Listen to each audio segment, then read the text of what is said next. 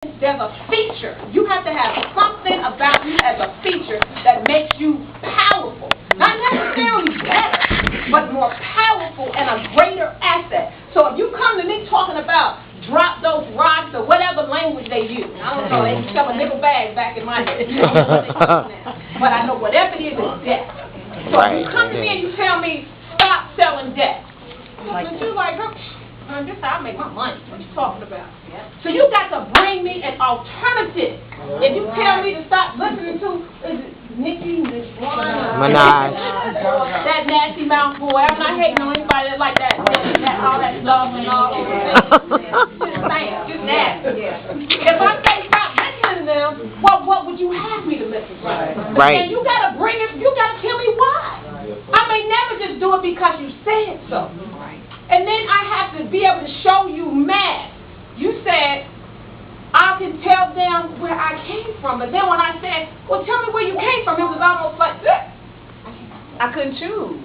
I have so many. It's okay. Oh, okay. But we say that all the time. How many of us have said, honey, you don't know where I've been. I've been exactly where you're going. But we never say what that is. We did a session one time about who is rearing your girl.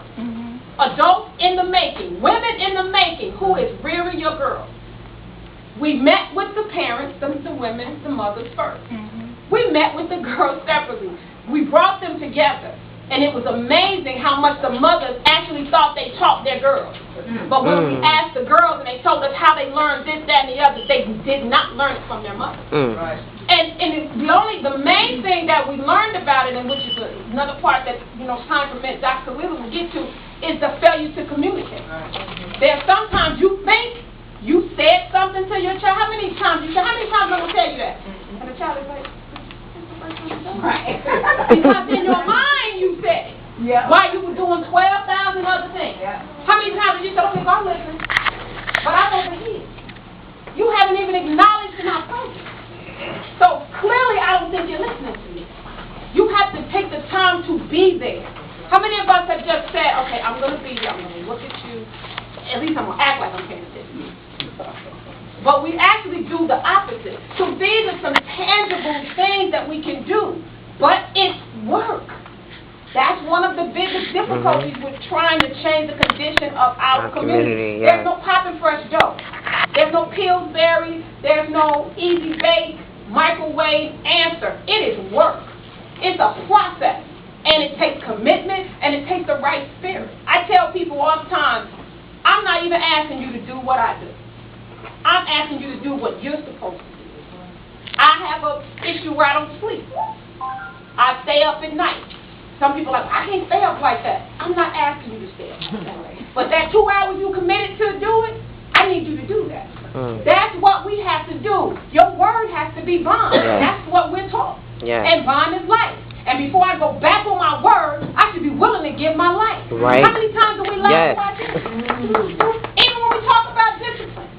How many people said, I'm going to knock you out that chair? I'm going to knock your teeth out. I'm going to smack the taste out your mouth. How many people have ever really smacked the taste out? Raise your hand if you actually smacked the taste out. So, those are lies. That's lies. Fear, faith, and truth. Take it all the way to the basic level. Stop lying.